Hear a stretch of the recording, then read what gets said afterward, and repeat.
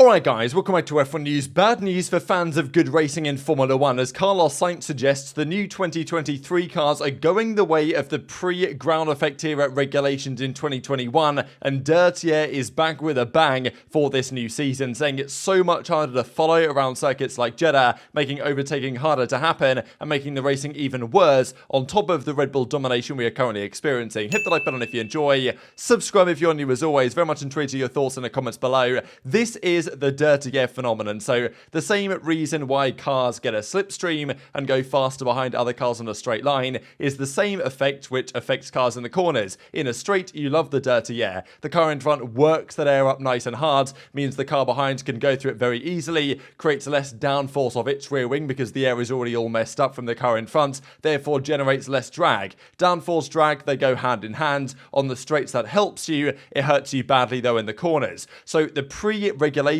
or the pre-2022 regulations that were meant to come in for 2021 are meant to generate more clean air from the car behind. So they push the air further up behind the car. You can see that in the shape of the rear wing and other elements of the car, that the car is designed to generate air that moves up, leaving a clean air trail hopefully on the lower side. And you can see this when they're in the wet, for example. The water will go much higher out the back of the car than it used to, which does in fairness create some more spray, but does also mean the car behind experiences less dirty air and therefore the racing can be better. We saw that dramatically at the start of last season in Bahrain and other circuits. Lots of back and forth between Verstappen and Leclerc, and certainly the regulations did what they were intended to do. However, over the last season or so, teams have tried to find ways to put as much downforce back on the car and skirt the regulations as much as possible. The teams want their car to be as fast as possible. They don't care if the car behind can't follow particularly well and the car isn't designed to do so. Also nowadays, with the ground effects coming in with the floor generating downforce,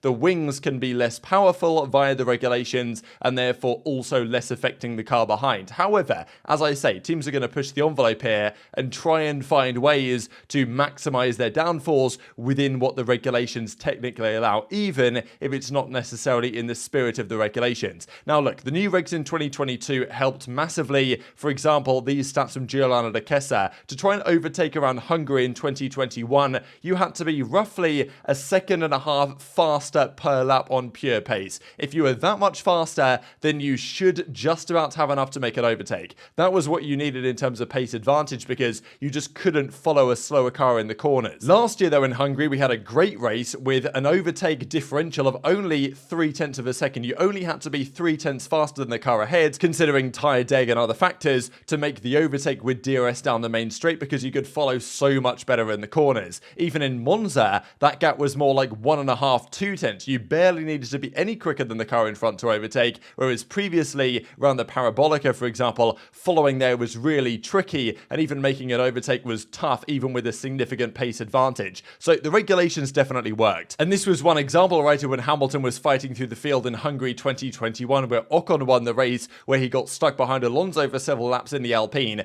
Had this have been the recent regulations with Hamilton in a similar advantaged car, he would have overtaken Alonso without any difficulty and would have been stuck behind him for so long. And that's the thing about these regulations, right? They do create better racing when the cars at the front of the field are competitive, but they also result in cars that are slower effectively having no chance to hold a faster car behind. Like for example, Spain 2021, Hamilton versus Verstappen. Hamilton was faster, but as soon as he got to within like a second and a half of Verstappen, he just couldn't make any progress without destroying his tyres, because when you're in the dirty air, you get less downforce, therefore it means you cook your tyres harder, they slide around more, and he just couldn't make any progress in roads on Verstappen. They went for the two-stop Mercedes and eventually won the race that way. But in Hungary that season, slower cars can hold faster cars behind, whereas last year at Spa, for example, Verstappen's Red Bull could overtake people easily because of the new regulations, and there was no point anyone defending, so Verstappen just made a load of easy passes because no one bothered to defend. Same story this year, right? If slower cars could actually slow down faster cars as they could, then you do sometimes get more interesting situations. However, I think the benefits of the new system do certainly outweigh the costs. However, are those benefits really still there? Charles Leclerc and Carlos Sainz both made the same point. Once I got within 1.5 seconds of Carlos, it was very difficult to get any closer. The pace difference was just not big enough. I made a mistake when I was in DRS, and then that was it. I stayed outside of the DRS. And this is the thing. This is the RB19 compared to to the W11, and you can see many of the differences, namely on the rear wing that creates a lot of this dirty air. This box-shaped rear wing we used to have creates a lot of vortices off the rear wing and everything spinning around, and the smoother edges they now have is meant to be better for the car behind and is based on the data we saw from last season, but it's slowly going back the other way. We saw the race this weekend, Perez, Verstappen, Alonso. Russell was about, okay, he ended 5 seconds or so behind. Hamilton was briefly when the mediums were faster than the hards, and at the end of the race it was the other way around, of course, because of the long stint that Hamilton did on those mediums, but he got to within the DRS of Russell and was pretty close to him, but he couldn't really get any closer, and that was a bit of a surprise, I thought, because Hamilton had more pace, I thought, at that time,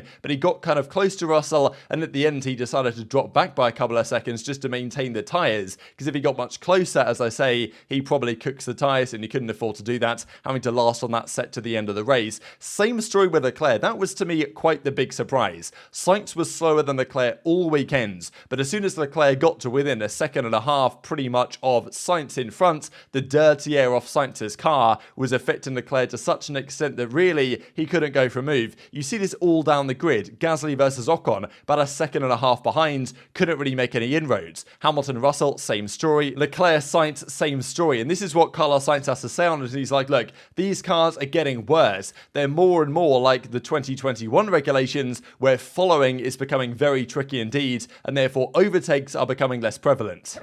Yeah, I'm probably paid a bit the price there in the first stint with the tire, because I did want to pass him, but in the end I paid the price. These cars in their year have got a bit worse compared to last year, probably adding downforce and the new regs. They are starting to become a bit like the old cars, where the dirty air is becoming a limitation, and today wasn't that easy to pass. But I don't know, they were out of reach. The thing is that then once I got within a second and a half to Carlos, it was very difficult to get any closer than that. The pace difference wasn't big enough. So what exactly is the reason for this? Is it potentially a Jeddah-specific phenomenon? I mean, look, the way that track works, the very high-speed, fast sector requiring a lot of downforce, and also it's a pretty windy track, tight walls and stuff. It's probably, like, dirty air is going to be more of a phenomenon there, I imagine, than elsewhere on other circuits, so you can maybe understand why this might be a predicament in this particular Grand Prix. However, he makes a good point. The way the regulations are going, the new regs they brought in, the fact that the teams are trying to push downforce. Last year when Aston Martin came up with that kind of innovative rear wing design to put the end plates back on the rear wing, despite them being technically illegal, has created some, well, effectively teams are trying to do everything they can to maximize their downforce, which might mean outwashing a lot of air, which hurts the car behind. And if it's not against the rules, then the FIA have a bit of a tricky time on their hands to figure out whether that's allowed or whether it's not allowed based on going against the spirit of the regulations as they describe it as. For example, in the previous years, 2021, the Mercedes was quite nervous, I think was being described when it was in the dirty air of the car in front, and that was a real problem for many of these cars. Now it's better, but it's not that much better according to the drivers. I think even Verstappen mentioned something similar when he was fighting through the fields. When Verstappen was coming through, he was stuck behind Zhou for a good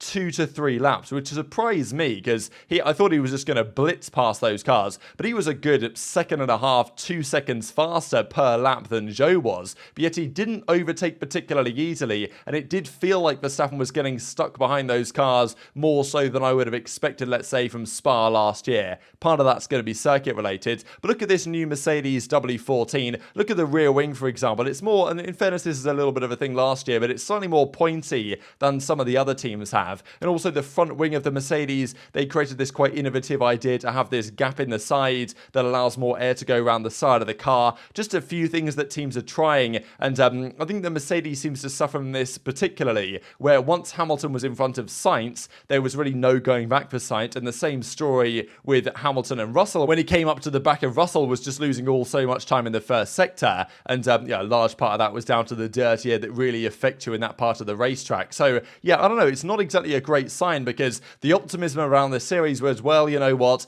at least if 2022 and beyond there's a dominant team as there is right now in Red Bull, then at least we get good racing amongst the rest of the grid. grids. But we might get the dominant frontrunner and not particularly good racing, because not only are we having a dominant team and a dominant driver potentially, but also the overtaking possibilities are reduced because the cars aren't actually as good at reducing dirty air as they were in 2022. And we can see that based on the numbers. Like, there was only 37 overtakes in the 2023 Bahrain Grand Prix. Part of this is probably down to having a big weekend of testing before, and then you go into qualifying with the setups already dialed in, so most cars qualify where they should, therefore there's less overtakes maybe than usual. But in 2022 there was 78 overtakes, 21 had 75, 2020 had 54. The average in the hybrid era was 65, and this year had 37. And in Saudi Arabia, technically it had the most overtakes of any Grand Prix at Saudi Arabia so far, in that, well, last year had 32 and it was 27 in 2021.